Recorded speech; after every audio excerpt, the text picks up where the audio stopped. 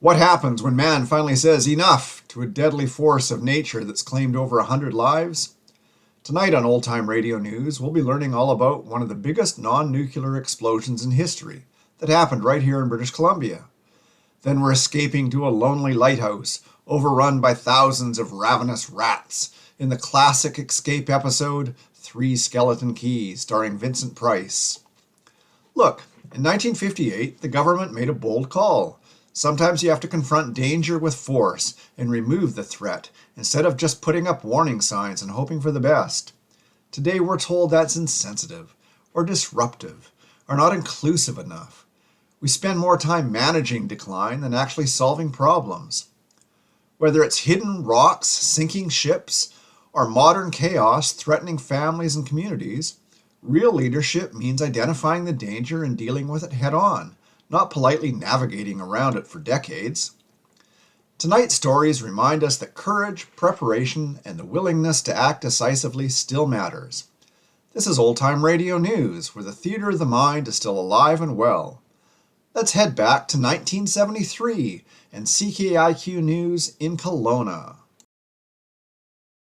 And finally, folks, this week marks the 15th anniversary of one of the most spectacular engineering feats in British Columbia history.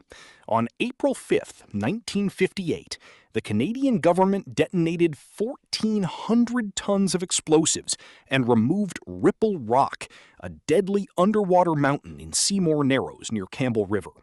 For decades, Ripple Rock had claimed hundreds of lives and destroyed or damaged more than 100 vessels. At 9:31 a.m., the massive blast sent 700,000 tons of rock and water 300 meters into the air. It was one of the largest non-nuclear explosions ever at the time. I was only 6 years old, Wayne, but I still remember my big brother pretending to blow things up every time we went to the lake that summer. I'm sure most BC boys were doing the same thing that summer, Susie. We'll be right back here on CKIQ with another show from the golden age of radio. Tonight from 1950, it's an episode of Escape, Three Skeleton Key, starring Vincent Price. Hello, everyone. This is Norma speaking. I'm so happy to tell you that the complete Norma's Kitchen collection is now available. All 4 of my favorite vintage cookbooks bundled together for just $29.99. These are the real recipes I grew up with, the ones mothers and grandmothers used for decades to feed their families. This complete set brings together over 300 pages of authentic Canadian community recipes spanning more than 50 years. Whether you're cooking for your own family or looking for a special gift, I know you'll love them. You can get the complete bundle on PayHip or Etsy. Links are down below. Do you remember that, Norma? We were all gathered around the radio that morning. Biggest thing to happen up the coast in years. Boom! They said you could feel the ground shake even from a distance. I remember it clear as day. It was impressive. But I always wondered why they had to blow the whole thing up. Why not just build a stronger lighthouse with a proper light and foghorn? Seems drastic. Because a lighthouse wouldn't have helped, Norma. That rock was right in the middle of a narrow channel with crazy currents. Ships would still get pulled onto it, especially in bad weather. Sometimes you can't just warn people. You have to remove the danger. Well, listen to you, Mr. Engineer. All right, Mr. Expert, let's hear this Three Skeleton Key story. Vincent Price trapped with rats. Sounds charming. Tired of the everyday routine? Ever dream of a life of romantic adventure? Want to get away from it all? We offer you Escape! Escape, designed to free you from the 4 walls of today for a half hour of high adventure. Tonight, we escape to a lonely lighthouse off the steaming jungle coast of French Guiana and a nightmare world of terror and violence as we bring you again in response to hundreds of requests, Three Skeleton Key, starring Vincent Price.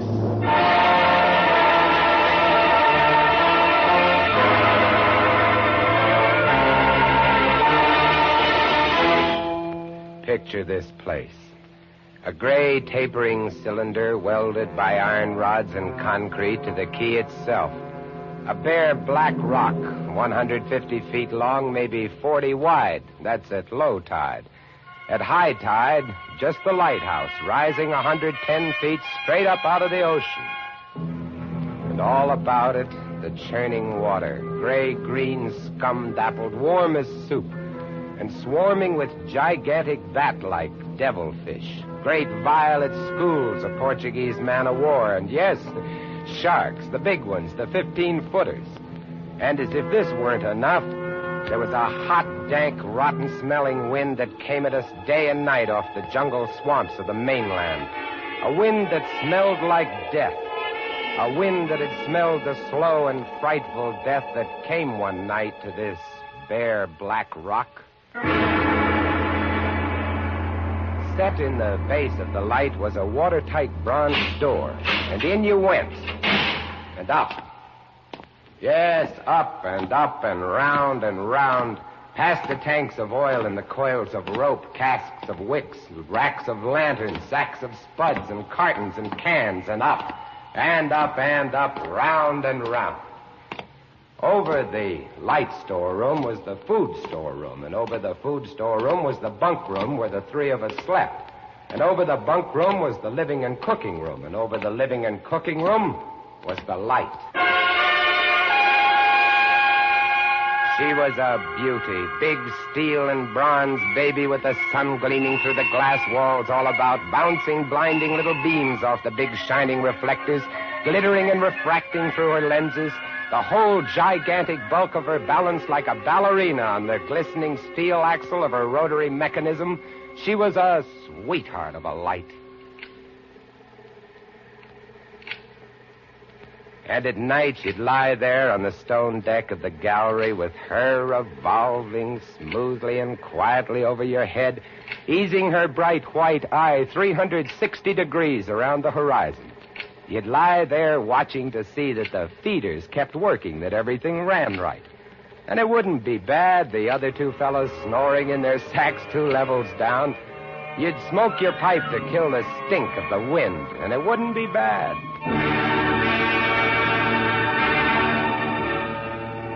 About those other two, Louis and Auguste. What a pair. Louis, he was head man, was a big fellow from the Basque country, black beard, little hard black eyes, and a pair of arms that I tell you, those arms were as big around as my legs. Yes, head man he was, and what word he let go was law. A silent fellow, and although I spent my first 2 weeks trying to strike up a real conversation, the most I could ever get out of him was... John, I took up this profession because I don't like people. They want to talk too much. It's quiet work, light tending. Let's keep it that way. You're getting to be as bad as Auguste. I thought maybe for once they'd send me somebody who That could keep was his Louis. mouth shut. When he accused me of becoming like Auguste, I quieted down, because Auguste was the talkingest man I'd ever met. The talkingest and the ugliest. He was hunchbacked, stood 4 feet high, had red hair and big blue eyes. It seems he'd been an actor in Paris. Yes, indeed. Played in over 200 different productions, dear boy, at the Grand Guignol. Oh, but it was monstrous horrible, the way we used to scare the audiences. I was hated. Yes, they used to throw things and hiss and bare their teeth at me. Finally, it got too bad. I couldn't stand it any longer. I gave up the theater. My nerves, you understand. Yes, gave it up completely. I really did. Couldn't stand it any longer.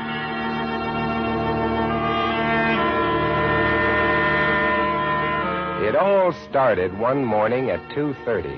I was on watch, lying on the cool stone deck, pulling on my pipe, staring out at the blackness, the phosphorescent combers, and the big yellow stars, when out of the corner of my eye, I noticed something show up for a second. Something the light had touched, far off. I waited for her to come around again, and when she did, there it was. A three-master, a big one, about a half-mile off, and coming down out of the north-northwest, coming straight for us. You must understand, our light was where it was for a very good reason. Dangerous submerged reefs surrounded us, and ships kept clear. But this one, this sailing vessel, was coming straight on. I went over to the gallery door and yelled, "Louis! Louis!" Couldn't understand it.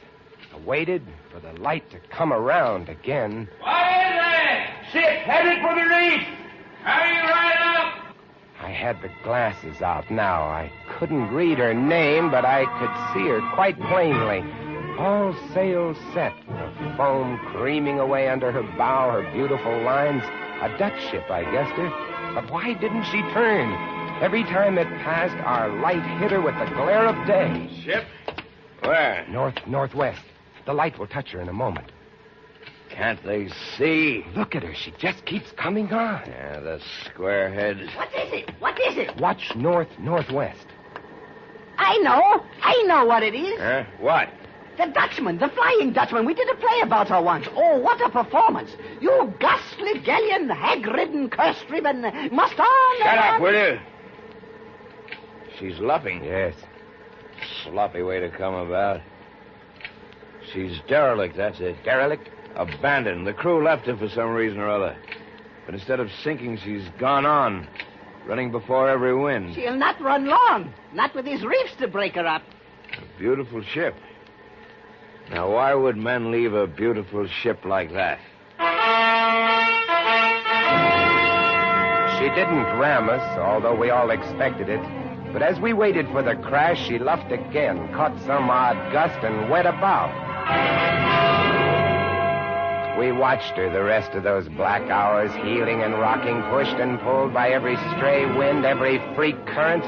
Watched her until the dawn came, till the sea turned from black to a pearly gray. And on she came again, heading for us. We all had our glasses trained on her now. August, you can kill the light. Right, Chief? She doesn't look so good by daylight. Think she'll ground this time? What? I say, do you think she'll ground this time? Huh? This is impossible. Absolutely impossible. What?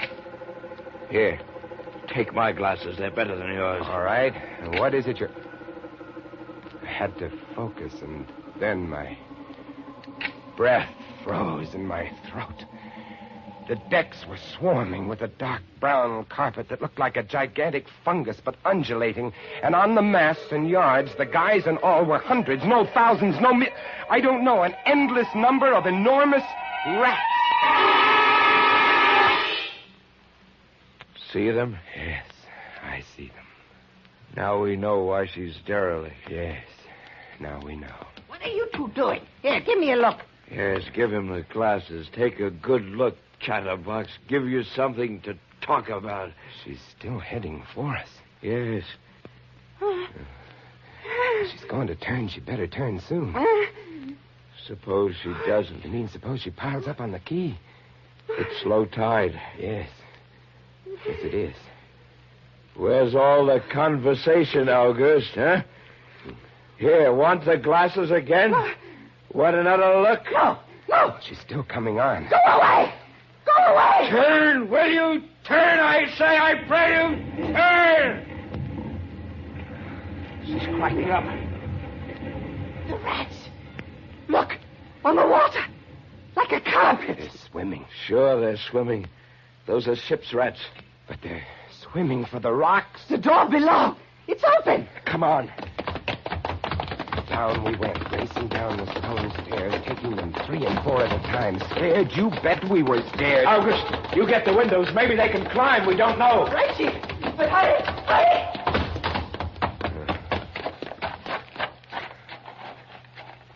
Look. See them? No. Oh, yes, I do. Up at the other end of the rock. Look at them. Millions. They smell us. Here they come. Close the door. I can't. Here. Let me. Oh, move. You move. Heave. Made it. Holy. That was close. One got in. Look, there. Get him! He's kicking. He was as big as a tomcat, bigger. And his eyes were wild and red, his teeth long and sharp and yellow. He went for us, starving, ravenous, and we fought him, fought that one rat all over the room. It was, oh, believe me, I do not exaggerate, it was like fighting a panther. Got him. We better get aloft. As we ran up the winding staircase, we passed the tiny windows of the various levels, and at every one was a thick, wriggling, screaming curtain of brown fur. I was ahead of Louis, and I dreaded each successive level. Suppose they had found a way in. Look at them. Will you look at them? It's a nightmare. Will you look at them? The air of the gallery was thick and fetid with the stink of them. The light was dim, brown, filtered through the crawling mass that swarmed over the glass all about us. I could not see the sky. Nothing but them. Their red eyes, their claws, their wriggling, hairy snouts, and their teeth. The rats. They screamed and howled and threw themselves against the glass. They were starving. And we three, we stood very quietly. Oh, very quietly in the center of the classroom under our beautiful light. And we waited. What can we do? What can we do? Take it easy, old man. Take it easy. I just can't. It won't do any good to stand here and shake. That's right. Anybody want a cigarette? Yes, I'll have one, thank you. Good boy. We've got to keep calm about this thing. Here's a light. They don't light the fire, do they? Guess not. Give me another match. You don't like that much, do you? Don't rile them, August. Give me some more matches. I'll strike them and strike them and strike them until they get scared and go away. They won't go away. Not until... Finish it, Chief. Not until what? Not until they've been fed.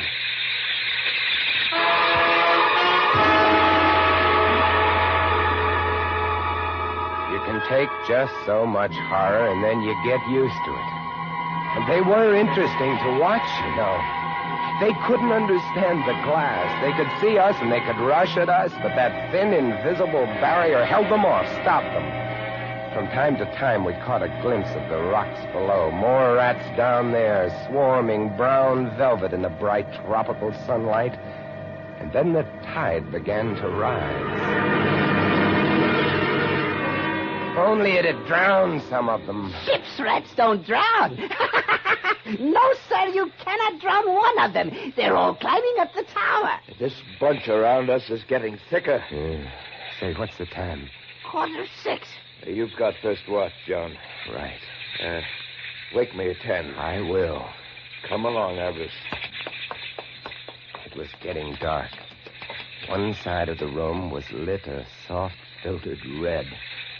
Sunset through the racks. Oh, very pretty. I set the wicks, checked my fuel, and then lit the lamp. It caught them. Lit them in their gigantic wriggling web of pale, hairless bellies, twitching red tails, bright eyes. Then I started the rotary motor. The light drove them mad as she swung slowly and smoothly about. She blinded them in the fierce, stabbing bar of light, moving continually about, of a turning, of a touching, of a moving around and around, and they twitching and shuddering, eyes flaming when they were struck by the light. Bright light moving, and behind on the dark side of the room, so close, I dared not turn my back, but you cannot help turning your back when you're in a room made of glass. On the dark side of the room, you could not see them, but only their eyes. Thousands of points of blank red light, blinking and twinkling like the stars of hell.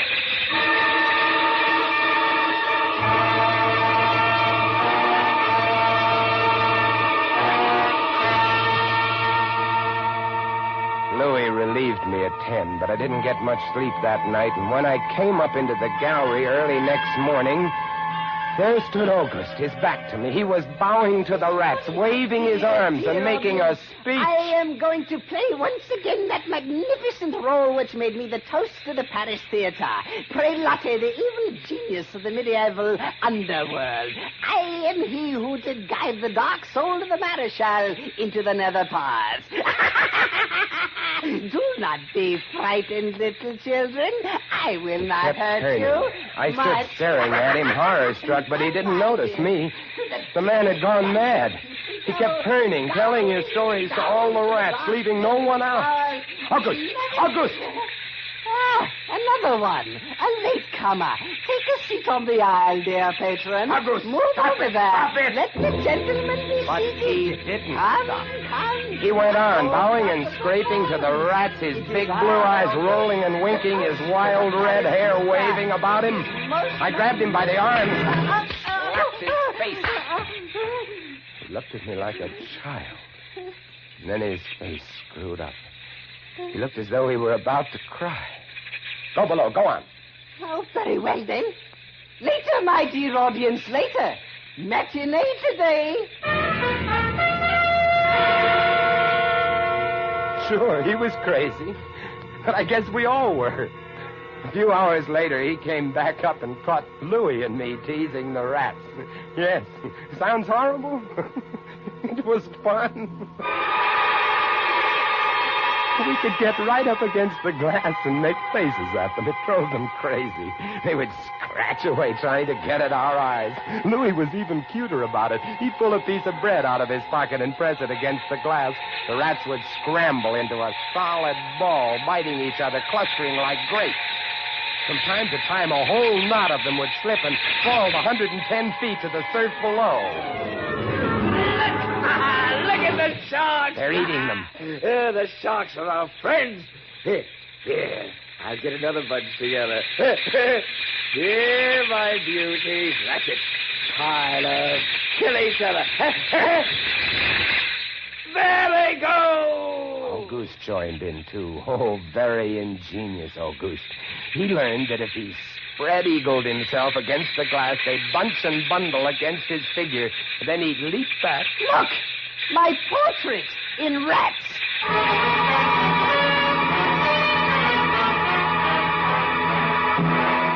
It went on all day.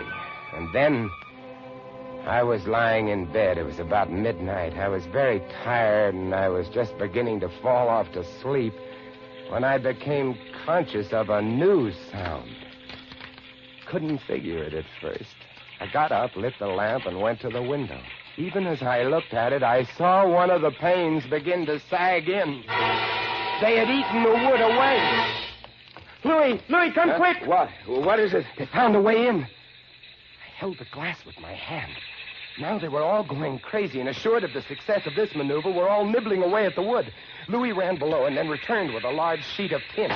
We spread it against the window and hammered it into place. Even as we did so, we felt the heavy bodies thudding against the other side as the window gave way. That ought to hold. If it doesn't, we're done for. Rats can't eat tin.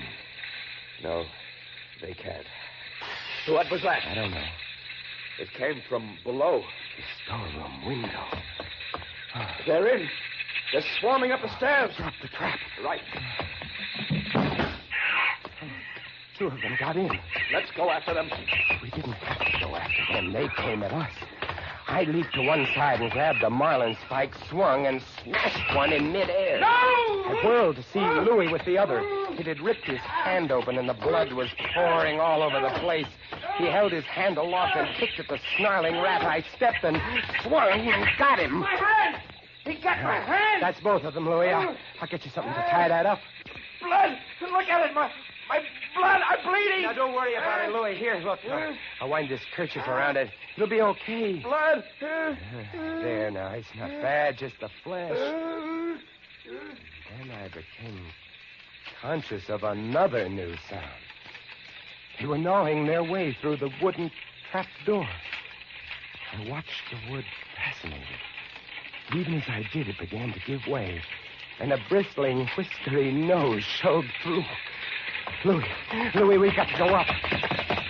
Next level was the living quarters and kitchen. I slammed the trapdoor there, too. But it, too, was wood. My blood. What are we going to do? I don't know. We'll be through this one in a moment. The gallery. The trapdoor in the gallery is metal. Good. Come on. We made it. We lay across the trapdoor exhausted. While below us, the rats took over the entire tower. I could hear them howling and fighting over our food supply, our water, our leather. And all about us, the others screamed and glared in at us, swayed in a tangled mass, hypnotized by the ever-turning light.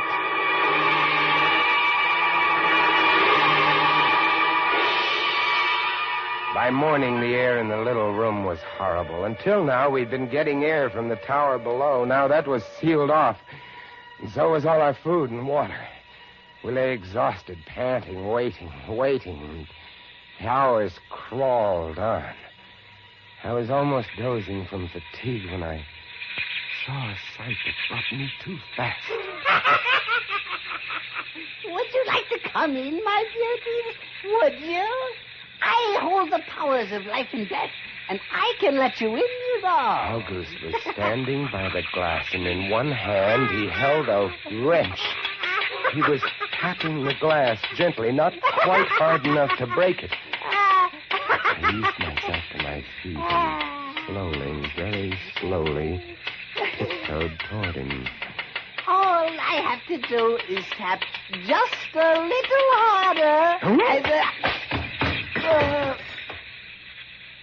I found a coil of wire in the toolkit, and I trussed him up, fastened him to a stanchion in the center of the room. Louis was of no help. He lay on his side, looking at his bloody hand, weak and sick as a baby.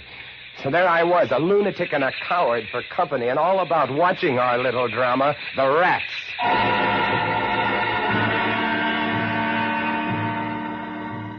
The day dragged by. The supply boat wasn't due for another 12 days. I don't know what they could have done if they had come. We had only one way of summoning them, and that was to shoot off distress rockets, but the rockets were 4 floors below. And even if they'd been right there in the gallery, I couldn't have opened a window to fire them. That night, I tended the light, but its flame was devouring our oxygen. The following day, we lay, thirst-tormented, starving, waiting, and the following night, I again tended the light, but the small supply of spare wicking we kept in the gallery had become exhausted, and quite suddenly, about midnight, the light went out. There's nothing I could do. Wicks were stored 3 levels below. Nothing I could do. Nothing. From time to time, I'd strike a match to see the clock. When I did, it lit up the million red eyes about us. All about us. Watching. Waiting. Below, it had grown quiet. They'd cleaned us out, and now they, too, were waiting. All waiting. And then the rats, quite suddenly, were silent.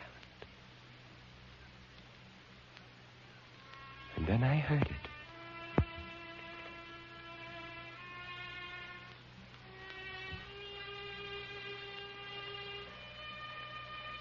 And then I saw the sky and the stars. The rats were gone. I went to the glass. Out there on the water, a small freighter, a banana boat, showing a few lights, came softly and innocently at us. The light was out. They didn't know. I wanted to open the windows, to call out to them, to warn them somehow, but I was afraid. What if the rats were hiding from me, tricking me? So I waited. She grounded very softly on a reef not 200 yards from the quay.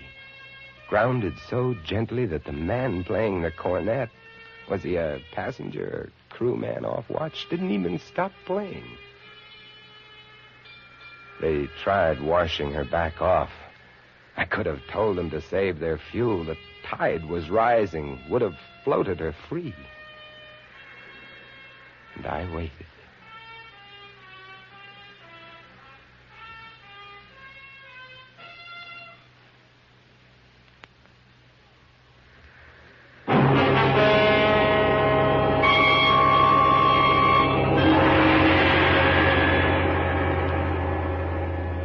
That's all.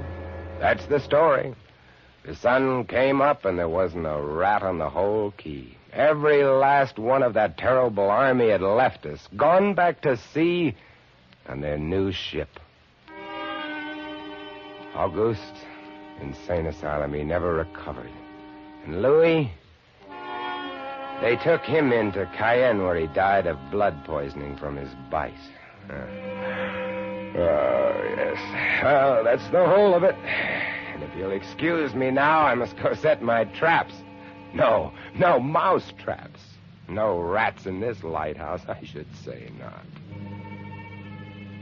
Life in the lights isn't bad, but sometimes when I see a strange vessel approaching, I get a little nervous, sure. Somewhere on the seas, there's a little banana boat without a crew. That is, without a human crew.